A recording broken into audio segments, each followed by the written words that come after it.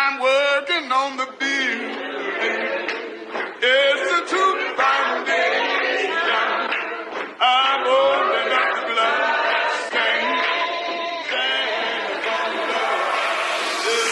I'm working on the beat. It's a true foundation. I'm holding up the blood.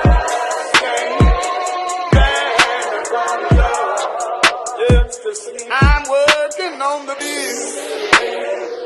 It's a true foundation.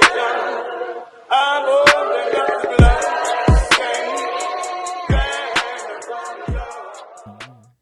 Welcome to the Under Construction Podcast. Join us as we discuss various topics meant to challenge your current way of thinking. Today we have part 2 of a dope conversation, but before we get into it, we'd love for you guys to subscribe, log on, share, like, all of those on your favorite socials. So before we get into that, let's introduce the crew. First, we have Cordell. Yo. AJ. KJ. Yo. And I'm T-Dub. So this is part 2 of growing comfortable with discomfort. And I think, fellas, where we left off was how to distinguish between a destructive comfort and a productive comfort. And I think for me, it's sort of outcome based, right? Like if going through something can lead to something positive, then there's a level of production to it. But if we're in a negative space and the only way to continue to go through it doesn't leave us in a better place or in a healthier place, then it's going to come somewhat from a more destructive kind of origin. I like that. Yeah. What do you think on that, Corey? Mine would be looking at, like I talked about on the last episode, life and death. Is the positive discomfort, is it bringing me life in this situation? Or is it bringing me death into this situation, right? How do we deal with it? You're getting in an argument, right? The words you speak, are they breathing death into the situation as far as what we're talking about? Or are they making the situation better? You know what I mean? So that's how I look at it, right? Am I going in a direction where it's bettering my life? Or is it actually making it more toxic? I'm not sure if it's like completely like what I'm about to say. I'm not sure if it works all the time. Yep. But I'm like wrapping my mind around it in real time right now. Okay. But like, I think it's like opposites. Like, cause when it feels good, it's probably not good for you. It probably slow walks you to something that's not as productive. Like eating fast food feels good every single time. Every time. Mm-hmm. Every time. Right. While you slow walk your way to health problems and obesity. Life and death. Drinking, like I'm juicing right now. Like, yo, drinking that juice is not great every time. No, it's not. But when I get to the scale at the end of the week, I'm like, oh, all right, we working. Yeah. Like, you know what I'm saying? Like when I go to the gym, I'm like, wow, this sucks. Yeah. But at the end, and you fall over time, you fall in love with the process. Yes. But like that's to the point about the last episode in the mind state rewiring. But it's like something about like the things that are like tougher. Like going to work does not feel great every time, but the paycheck is good. Right. Like you know what I mean? Like staying home every day feels great till you're homeless. Yes. Right. Like you know what I'm saying? So it's kind of like the opposites. Like you know what I'm saying? Like, you know, doing your homework every day. Come on, man. Like, 2K feels great till you be like, yo, I don't have anything to show for playing this video game all the time. Like, you know, so I'm just like, it's kind of like the opposite. It's like, So, yeah, I'm looking at it from, I think I'm just with it, just like the whole life and death. But I'm also looking at it from the point of view of what can I learn from this situation? Or have I gleaned everything I can from it? So, like, if you look at any tree that bears fruit, right? Like, after a while, you pick all the fruit from that tree. You got to wait for it to grow again. So, if I'm no longer able to glean from this tree, either it's my job to produce or it's my job to go somewhere else to glean from another tree. And I think it's the matter of figuring out, like, all right, how can I help? Can I still help this situation? Can I still put this in the right direction? Can I guide now? Or am I still in a place where, all right, I'm only I'm only bringing in bad fruit, or I'm only bringing in thorns and thistles because I'm tapped out. Like maybe I need to take a break. Maybe I need to go elsewhere. And then once I get my strength back up, then I may be able to revisit and then do what I'm supposed to do. Like I'm looking at it from that point of view, because like, not to say that like we walk in the spirit every day, but there's times where like I might be tapped out. Like realistically, I might be I'm tired. Yeah. Like, But I'm gonna challenge you on that one, of course. right? So going back to the analogy of the tree and the fruit, I think we're in your analogy, you're missing the process. You know what I'm saying? So fruit happens seasonally. There's a season where it flourishes, and there's a season where it repairs itself. Right. A new season And a coming part of that process is preparing the tree, right? We might have to prune. We might have to amend the soil, right? We might have disease, right? So there's things that we might need to do to make sure that this thing flourishes in its next season, right? Just bought a house. I'm trying to get my lawn right. There's things that I have to do. My lawn may not be dope this year, today, right? But if I do if I'm working the process, right? If I'm feeding it nutrients, if I'm giving it fertilizer, if I'm cutting it at the right height, if I'm watering it enough, if I'm making sure that it's getting aerated and overseeded, right? Going through the process will produce what I want it to produce later on, right? But going back to KJ, we live in this society where we want everything now. It's instant gratification, right? But the process of growth through discomfort takes time. Right? And it needs to happen in a structured way. We have to understand what the process is. Sometimes we have to take the time to do the research so we understand what we're looking at and what we need to do, right? Do I have clay? Do I have sand? Do I have rocks, right? So once we take time to evaluate, right? And that's the reflection that we do as people, right? What am I going through right now? Why am I here? Is it the decisions that I've made? Is it the life that I've been living? Is it the things that I've been doing? So once I understand what I'm looking at as far as soil, or what I'm doing as far as my lifestyle and what I've been leaving, now I understand why the soil is where it is, or why my life is going in the direction that it's going, because I've done the research, right? So now I'm going to deepen the process. What do I do to correct it, right? Do I need more seeds? Is it sun? Is it too much water? Is it too dry and arid? What do I need to do to figure out these things, right? What do I need to do in my life? Am I not reading enough? Am I not spending time with the right people? Am I spending too much time with the wrong people? Am I not living a life of purpose? Are these the things that I'm focusing on that are leading me where I'm going, right? So I'm looking at it from that aspect, right? Sometimes it's not just, it's a bad tree. And sometimes it gets diseased and you might have to rip it up from the roots. But there are times where we can repair, right? And I think when we're looking at things as humans, like nobody wants to be thrown away, right? I think that there's value in every state of a person. And sometimes if the person takes the time to begin to love themselves, become introspective and reflective, and figure out, why am I in this situation, right? Why am I obese? Okay, because I like Burger King too much. I know this isn't healthy to me, right? I understand that I got this way over a number of years. I'm not going to have instant gratification. I'm not going to be 185 tomorrow, right? But if that's my goal, what do I need to do to get to 185, right? Maybe I need to start with a nutritionist. Maybe I need to research nutrition myself. Maybe I can just do the work on my own and pick up a couple books and start to read, right? So now I'm doing the research so that I can heal myself, right? It's not always an external experience. Sometimes it's an internal experience. But I think it all starts with love, right? When you start to love yourself and care about yourself, you're not going to do the things that you've done to put yourself in a bad place, whether that's romantically, whether that's health-wise, whether that's financial-wise. We have to take the time to deepen the understanding of why we find ourselves in the current state. You know? I like that because go ahead. So no, I agree. So no, I was talking about an instance like for working process, like if you're at a job type stuff. Not necessarily like if you're talking about your family and stuff like that, or your well-being, then no. Then yes, the what was the question? It was about destructive or productive construction. So like that's something where you're more invested. Like if it's your business, then yeah, I can see myself doing all those steps. If it's a business that I work at, like I'm going to check the temperature to my, like, all right, cool. What can I affect? Can I affect change here? Can I do something? Do I have the ability to change something, or is it something about me that I can change, kind of thing? Like I'm gonna go by what I have the ability to change, but at sometimes this isn't my tree. like I'm a gardener here.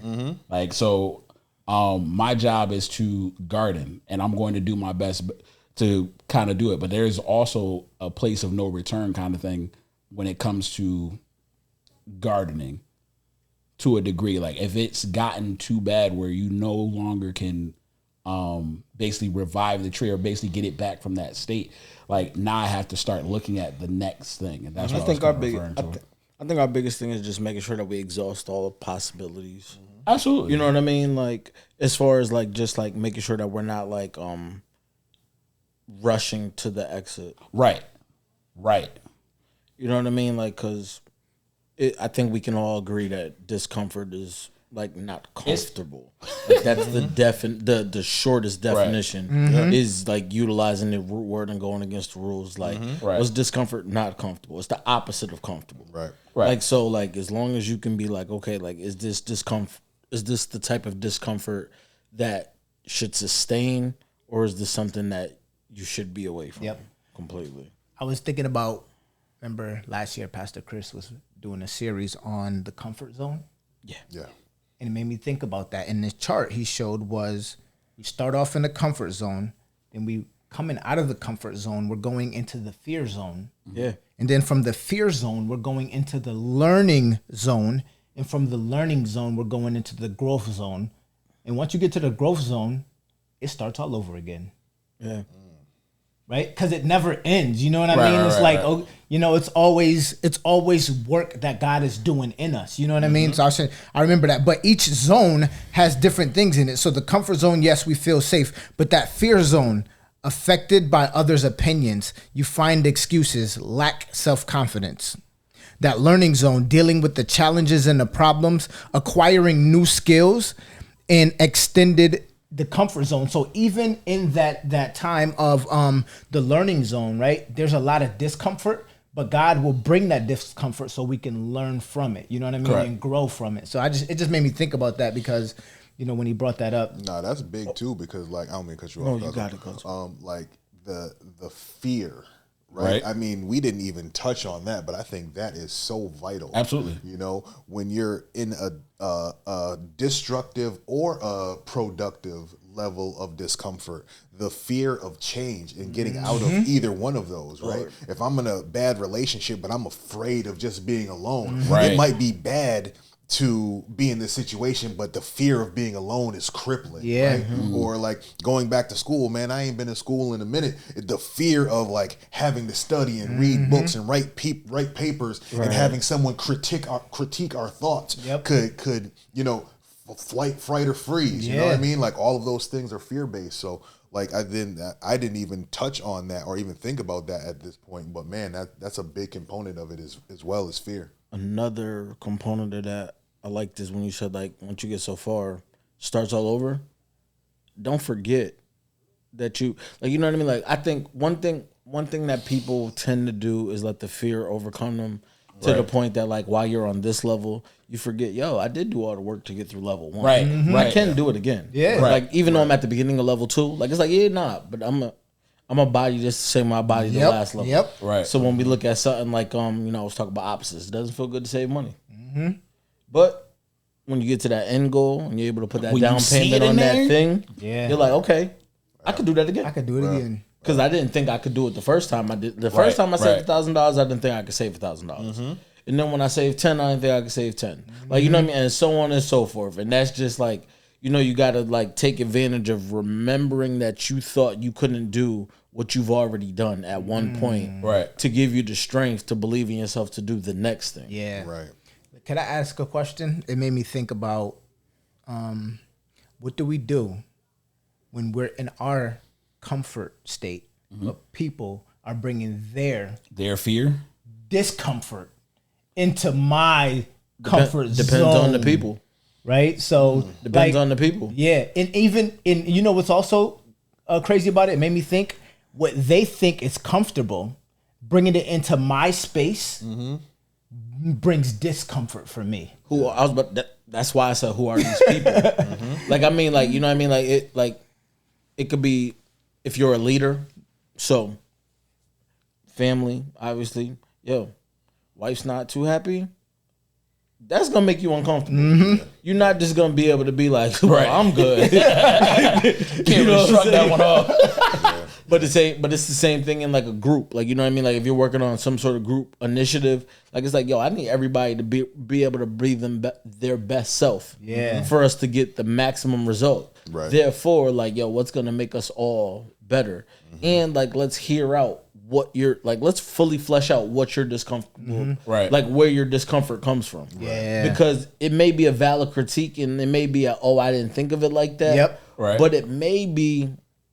You might just be having a bad day and going crazy. Yep. Like not going crazy, but you know what I mean? I Like get you. just needing an event. Like, you know what I mean? Like it may be something that's under your skin, or it may be something where it's like, we need to really like make some things shake. So I think that's when you gotta. The Bible says to write the vision and make it plain. So like, all right, cool. To kind of establish, all right, you have a discomfort with this because you gotta flesh out the whole idea. So all right, what is the part that you're discomfortable or that you're uncomfortable with? All right. From there, this is what we're going to use to combat that. Or maybe like there's something we can use as leverage so you don't have to feel the full brunt of this thing. Like, all right, the thing about like buying a house, like I want to buy a house. I'm buying a house. I'm not even going to speak it. life. That's it. Yeah. So I'm buying a house. But the problem is you got to save money. You got to save more money than you ever saved before in your life. I've never saved that much more money before. But recently I looked at how much money I had saved and I didn't realize I had saved as much as I had because I put things in place so that I could save money unknowingly. Systems. Right. Yes, sir. So basically little things that you can do to make changes. So like just things I learned from budgeting. All right, cool. Put a little money here, put a little money there, put a little money there. And then after a while you can go back and look at these things and say, oh wow, I didn't even realize I had this much. So just kind of figuring out different systems to KJ's point that you can kind of put in place to combat things that may cause discomfort earlier. But take later. inventory of the situation. I mean, like when you said write the vision and make it plain. Right. Like you know, we talk about like, and I hate to keep using the example, like no shade to your wife, great people, Helen's super cool. Oh yeah. But I'm using your house analogy. Yeah, you know what I'm yeah. saying? So like, you know, if she's walking in and she's pissed or whatever, and she's like, yo, I hate this house. Like, are we talking about the house being too small? Right. Yep. So we need a new house? Or are we talking about I need to call the plumber? Right. Like, let's not be hasty. Right, right. Like, you know what I mean? Like let's really find out What's the root. actual 'Cause, problem? you know, it might be we need to redo the kitchen. Yeah. Right. It might be we need to sell this house. Yeah, and get another one. You got to know what the real thing is and Yeah, what, for like, sure. you In know, order like to fix it, right? Like you might be really you might go complete under construction mode. Yep. And tear something down. Yeah. When you just need to do some repairs. So for me, let me give you an example. I actually experienced this last week. So my neighbor next door, he's a guy, an old guy. He's like in his 80s. He's been living at that house for like 30, 40 years. I just moved over there. Right. So he has, in his yard, he don't cut no grass, no nothing. It's like a forest, right? But on the side of my house, right, this dude has every fruit tree growing and it comes over into my yard. Oh wow. Apples, oranges, grapes, all the different types of stuff, right? But it's an inconvenience for me. Even though it's something that I can benefit from. Right. I cut them all down because I don't want it in my yard because my state of comfort is I want this to look clear. I don't want your fruit on my floor. But even though your fruit is good, in my eyes, I don't want it. It's not for me. It's not for me. I'd rather go buy mine at the store. He told me I can have it all I want, you know, as much as I want. He don't, Oh, wow. But it's in my yard anyway. But because it's literally, guys, hanging over. But now when I do my grass, I got peaches all on the floor, grapes. It's all in it. But it's a bad problem. You know what I mean? So y'all, I just wanted to throw that at y'all. Y'all go ahead and go ahead. Before you start pruning, call a brother. So, but Yes. it made me think about that because something that's comfortable to him, Perspective, right? yeah, perspective to me, I don't want it in my yard. Yeah. Right?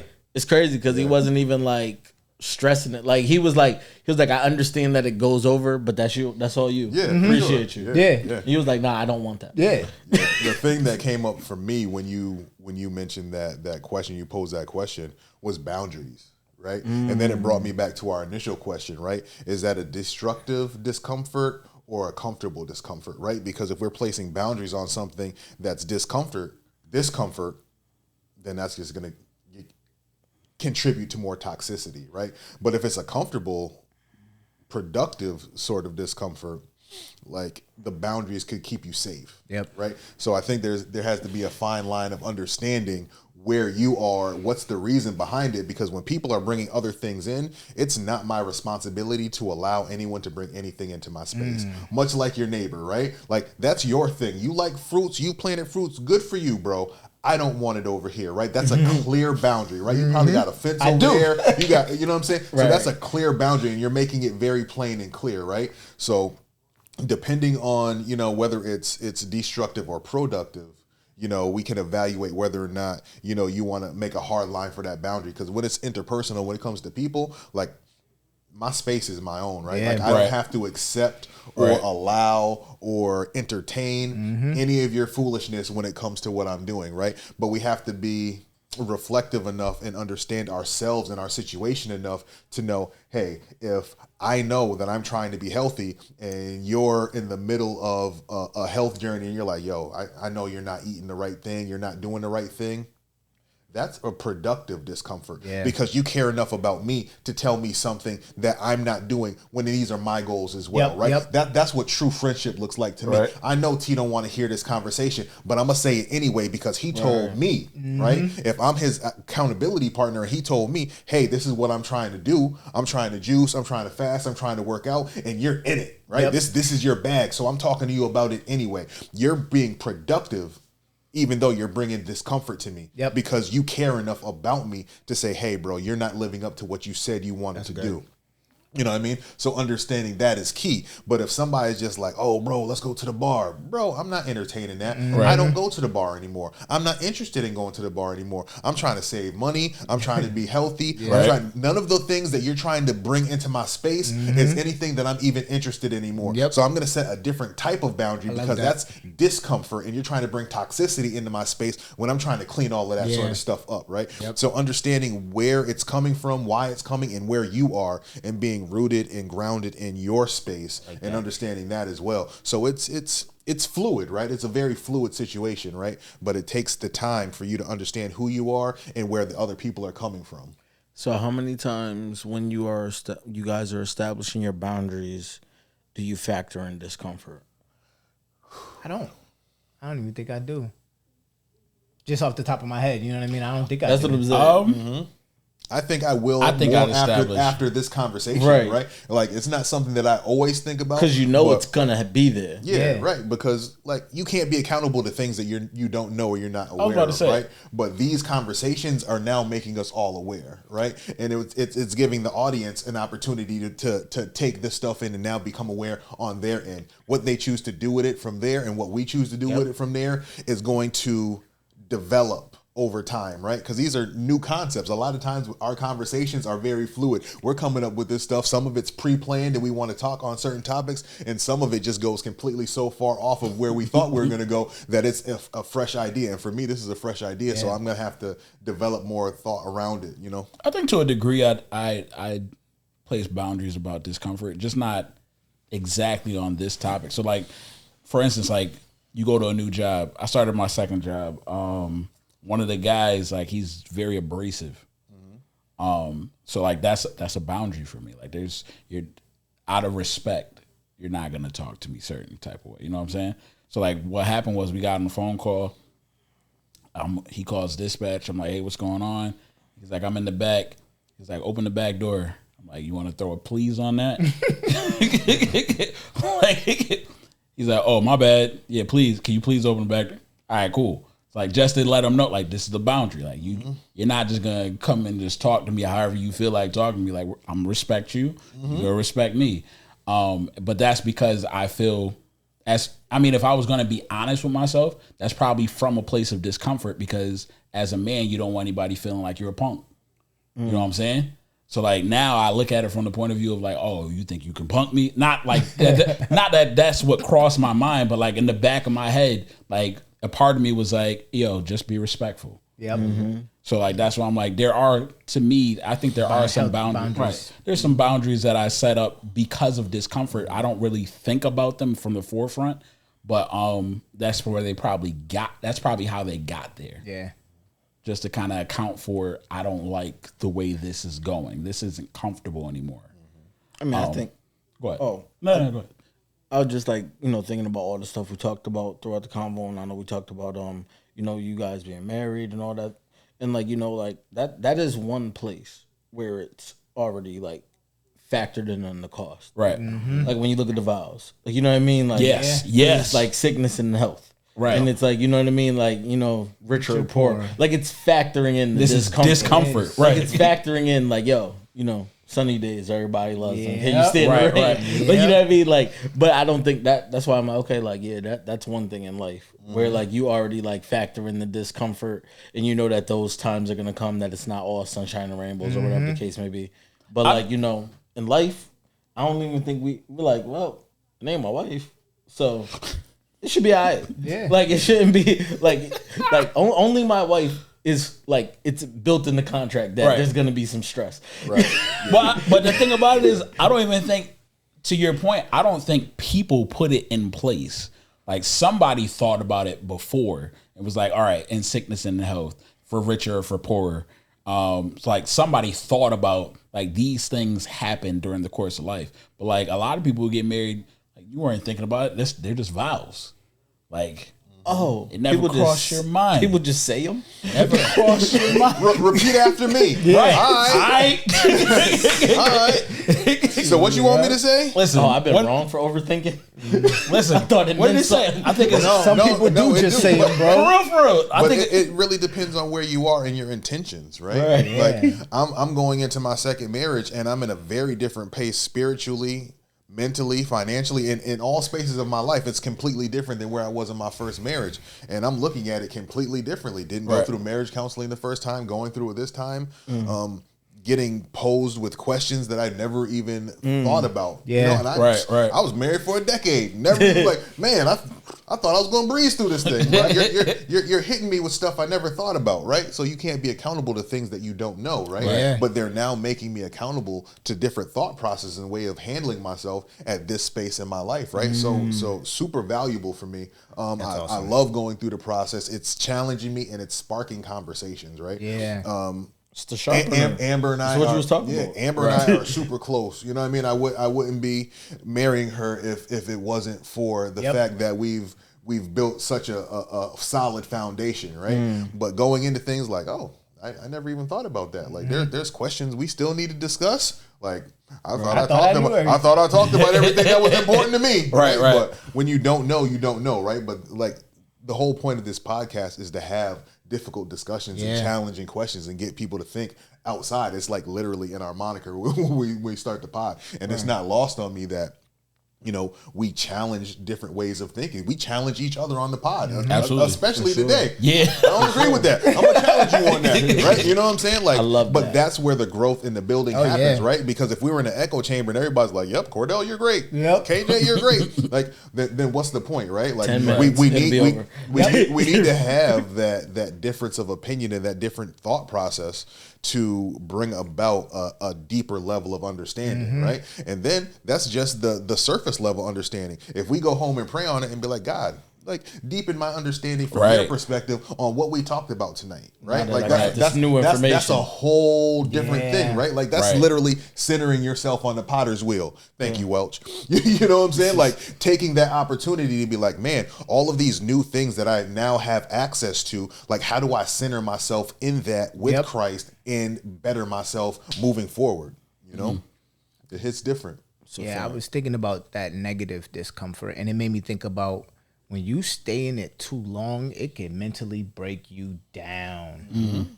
It can break you down, man. And I've had situations where you're frustrated. It could ruin relationships, friendships. You know what I mean? Like when you're frustrated at something and you don't speak up about the way you're feeling in that discomfort, you might not, because you feel like you're protecting that individual. Right. But I think it's important to have those conversations because if not, when you were in the earlier stages, you would have mentioned it. You could have had an easy conversation. Right. Now you spazzed out on them because it's been in you for so long. You know what I mean? Sure. So it's Been important. festering. Yeah, it's been festering. So it's important to get that out when you have that feeling. Great conversation, fellas. Oh, yeah. Always love chopping it up with you guys. I think we're going to close out here, and we'll probably bring it into something different next week. Challenge each other in your thinking, right? Like we all enjoy and we have this podcast, but we still challenge each other, right? Right. There's growth and there's benefit in having difficult conversations early, right? We understand, we bring in a different aspect of life, of conversation, of ways of thinking. So, continue to get better, continue to challenge yourself, and keep building. Peace. I'm working on the building. Yeah.